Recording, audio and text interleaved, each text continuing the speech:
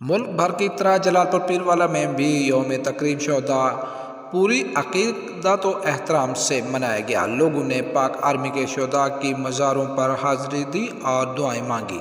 شہر کے ایک نجی تعلیمی ادارے IEG نے ننھے بچوں کے شہید کیپٹن طارق جمال کے مزار پر حاضری دی، عقیدت کے پھول چڑھائے اور دعائیں مانگی۔ کیپٹن طارق جمال شہید پشاور میں دہشت گردوں سے لڑتے ہوئے جام شہادت نوش کر گئے تھے۔